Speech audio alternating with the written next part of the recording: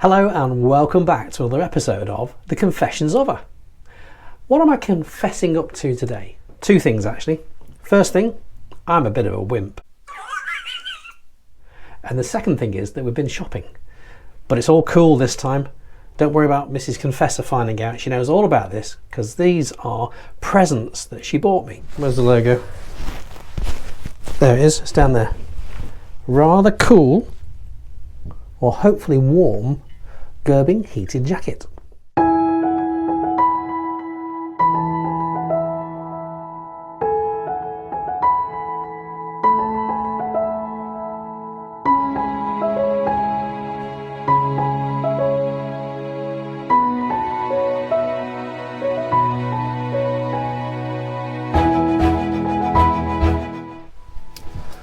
Right, I think we're going to go with a plan B. What I'm going to do is I'm going to take you into the dining room, and I think we'll do all this jacket malarkey there rather than out here in the bike confessional booth, and I'll bring you back later and we'll plug it all in once we've got it all lined up. Come on. Come on. I said I was going to do this in the dining room, but Mrs. Confessor set herself up there and she's working away at the moment. Fair enough. So I found myself an alternative, and I appear to be doing this episode in the Red Room of Pain. Well, that's meant to be a hot place, isn't it? And this is meant to be a hot episode, so let's get this heated gear sorted out. I'll bring the camera a bit closer so you can have a look. We can see we've got three cables that come out of the jacket. One is to power the jacket, one is to power the accessories, and one is to power the gloves. So when we bought the jacket, we got a whole load of other stuff, bits and bobs with it, so we need to pull those out and work out how it all fits together. And the first things first is the temperature controller. So it's all pretty straightforward, and I think Gerbing make it quite easy for you, even for a bear of very little brain like me. So there's a corresponding white jacket connector, and that just plugs into that. If I had gloves, they would go in like that, and then you also have the accessories as well. We won't worry about that one for the time being. Working our way back down, we've got the handy dandy heat controller with a button in the middle here, and as you press that button a number gets displayed, and I think it's 1 to 5, with 1 being the coolest and 5 being the hottest. And out the other end is the power supply. That end needs to go somewhere. It can't go straight into the bike as it stands, so what we need is an Optimate power cable. There's the box, there's the cable, I've popped it out already. That goes in there like that. It's really simple, and it just so happens that Mrs. Confessor and I both have Optimate power supplies fitted to our bikes, so that's plugged straight into a corresponding connector that's on the bike already. So I think the next step should be for us to go down to the bike, fire it up and plug this in, but it's not. What I've got is a remote temperature controller, and that's because you can link that to that, and then that can be mounted, and if I'm blasting down the motorway and feeling particularly cold, I can turn it up, and if it gets to a set of traffic lights and I'm overheated a bit, I can turn it down. So I've got some extra instructions there, so to pair up that unit with that unit. So that's the extra job we're going to do when we get down back into the bike shed. So let's take you back there now.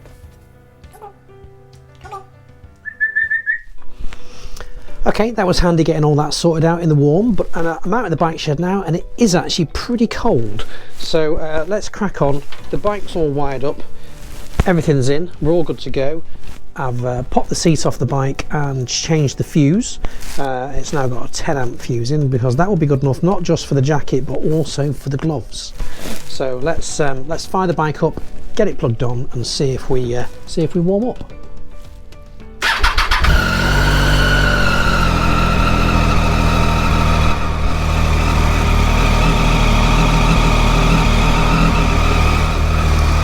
Okay, I've scrolled it down to number 2. I've gone right through to 5, down to 1, back up to number 2 again.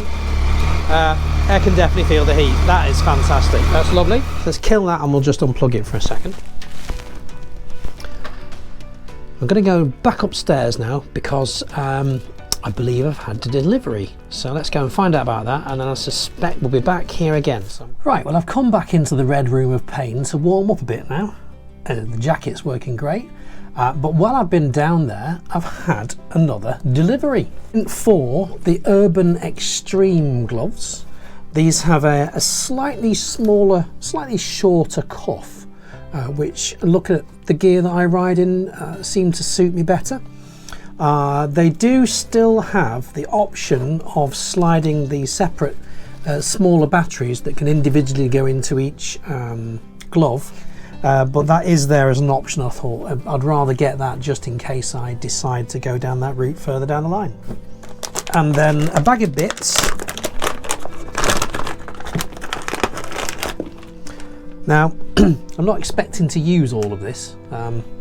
In particular, I knew that it would come with this Y-shaped harness, but the jacket I've got comes with all that wiring built in, so I just don't need them. So let's take that down, back into the bike shed and get it all rigged up. We have a problem. Before I went down into the shed, I thought, well, actually put the jacket on, get the wires out and connect them to the gloves, and we'll just have a little look. And I've picked up one of these gloves. I don't know if you can see that there. See that white bit there? The stitching's gone. I haven't even ridden with these yet. The stitching's gone, and you can see the inside of the glove poking through. So I'm gonna have to get back onto Gerbing straight away to see if they can get these swapped out. The really disappointing thing about this is, well, one, they're brand new and they've come through faulty, which is not great. But also, I'm supposed to be in Scotland later in the week on the bike, and I was rather hoping to have warm hands in these gloves. But I can't ride with these because the stitching isn't holding, and all of it is taking them out of the box. Watch this space and we'll see how we get on. 2 days later, and Gerbing have been fantastic. I got in touch with them and they said, oh my goodness, we'll get some more gloves out to you straight away. They didn't wait for the other ones to arrive. They sent them straight out to me. So let's have a look and see if this set is okay.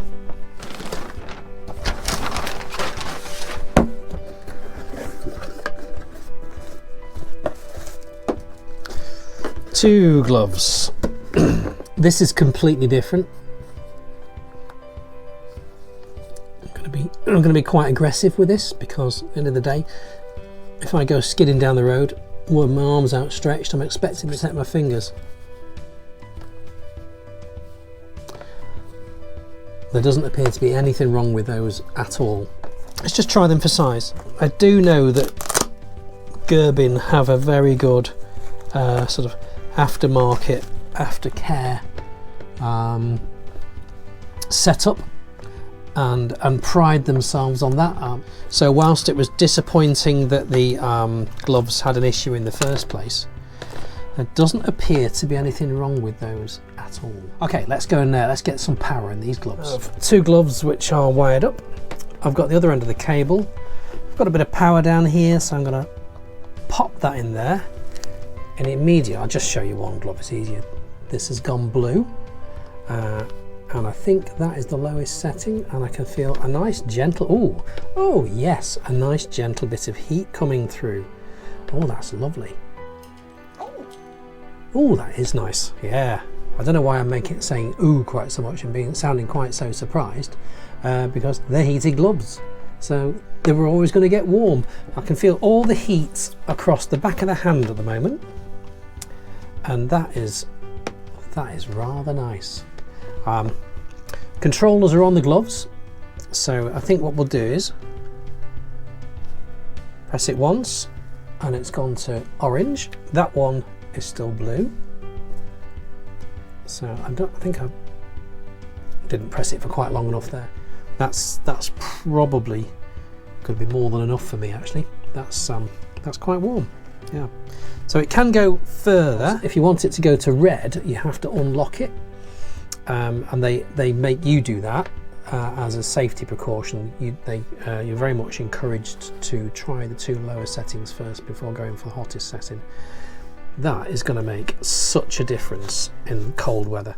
Well, there we are. It's a bit like having a great face for radio, isn't it? Because you can't see any of the heat. I suppose I could get a sensor on this to show you, but that wouldn't be very riveting either, would it? So the bottom line is, yes, we had a problem with the gloves in the first place.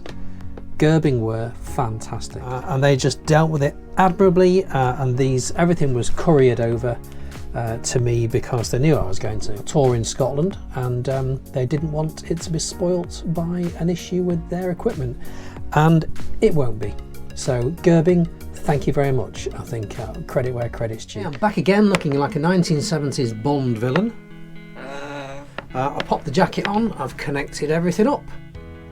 So let's get some power in here again. Okay, immediately the gloves have lit up and they're feeling nice and warm. I've got the controller for the jacket on 3, which is actually pretty hot. Okay, I am now as warm as toast. I think I'm going to nip downstairs and turn the central heating off. I'm sure Mrs. Confessor, the junior confessor, won't complain in the slightest. Right. See you back in the bike shed, because we need to get this stuff rigged up to the bike, don't we? So let's fire the bike up and then we'll plug it in. Oh yes. Oh, this is lovely. This is fantastic. Why have I never done this before? Warm hands, warm body, down the arms. This is great. Okay, I'm calling this a success. But there's one last thing we need to do. It's to use the new controller, the remote controller. So I plugged it in, press the button and hold it, turn this one on.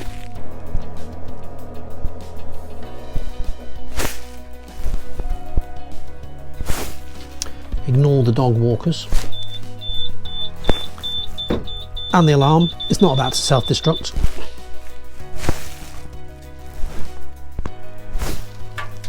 I think she's lost. Okay, that seems to have synced up. So what's happening now is I turn this dial. I've just dialed this one up to number 5. I can turn that one down. That's gone down to number 3. 2, and I've taken it right off. Not very easy to see, but I can't really get the camera any closer. In the meantime, what I've got to decide now is just where I'm going to velcro this controller to the bike. I think that's looking like a favourite at the moment, and then I can just reach it. There are other places I can put it. I could also fix it to the tank bag, which often travels with this bike. Anyway, we shall see. I will fiddle with that over time, but I think that's enough, and this has been pretty successful for someone who, to be frank, is a bit of a luddite. So let's call this episode The Confessions of a Technophobe. Thanks for watching. If you've made it this far, you're a wonderful person. See you next time for another confession. Bye. Bye. So I've had to set my first. I've quite simply pops in there like that, and there goes my phone. So we'll have to do that again. Is an Optimate. Oh, for goodness sake.